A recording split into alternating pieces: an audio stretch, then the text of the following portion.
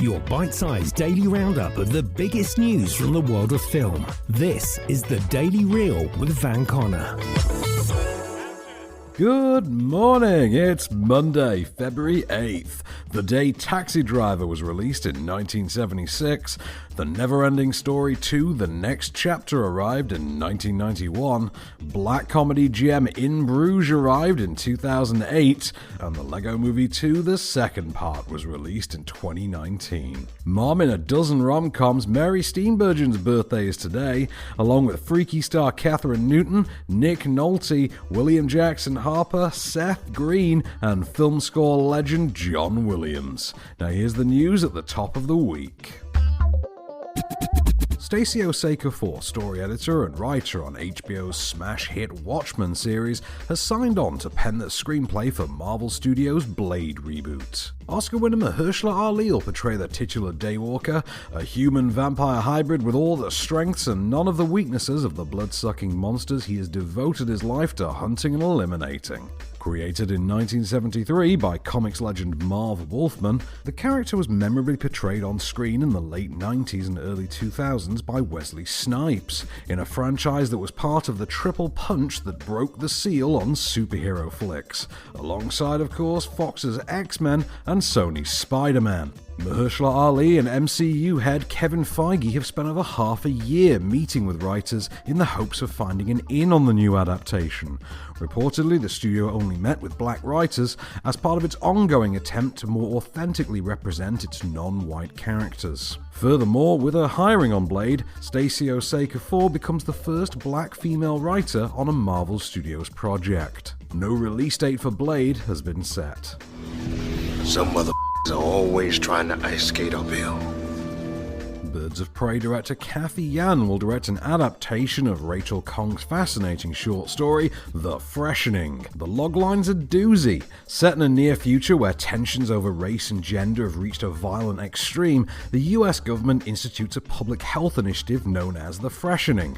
Every American receives an injection, after which each citizen only sees others as the same race and gender as themselves. This initiative is disrupted, however, when a new street drug hits the scene, promising a chance to see the world as it really is. In a statement on the project, Yan said, "The Freshening is exactly the type of daring and timely film that excites me as a writer and director. I'm excited to get to bring this bold and impactful story to the screen." Film Nation, behind such hits as Promising Young Woman and Denis Villeneuve's Arrival, will finance and produce the picture. The Freshening is presently awaiting a production schedule. I don't know if it's the stray Armenian arm hair or the fact that his cheese slices are always 6 months out of date, but no one makes an egg sandwich like Sal. I mean it, Sal. No one. And finally, Deadpool 2 director David Leitch has teamed with Hollywood megastar Will Smith on a project that's apparently inflamed a bidding war between every major studio. The film, presently titled Fast and Loose, will follow Smith as John Riley, a man who wakes up with total amnesia after being left for dead in Tijuana. As he quickly pieces together his identity, he discovers he's been living two separate lives. One as a successful crime lord surrounded by beautiful women, expensive cars, and a lavish lifestyle, and the other as an undercover CIA agent with no money, no family, and no personal success. Unable to remember which of the two personas is his true identity, Riley will be forced to decide which life he truly wants to live. Sources close to the project have indicated that it's in the midst of being shopped around to studios, with everyone from MGM, Warner Bros., Sony and Paramount to Netflix, Amazon and more reportedly vying aggressively for it. Expect to hear a lot more about this one in the months to come. Will Smith, meanwhile, can next be seen in Apple's runaway slave drama Emancipation, which has been helmed by Antoine Fuqua and is currently eyeing a 2022 release. Then I saw little Tiffany. I'm thinking, 8-year-old white girl, middle of the ghetto, bunch of monsters, this time of night with quantum physics books. She about to start some shit. She's about 8 years old. Those books are way too advanced for her. If you ask me, I say she's up to something. And to be honest, I'd appreciate it if you eased up off my back about it. Available on digital from today is the Alicia Witt comedy Modern Persuasion, while on DVD and Blu-ray you can pick up Brandon Cronenberg's sci-fi horror gem Possessor.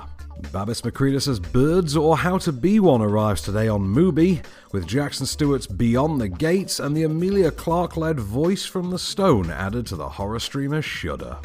On Freeview this evening, you can catch Child's Play 3 on the Horror Channel and Hacksaw Ridge on the Paramount Network.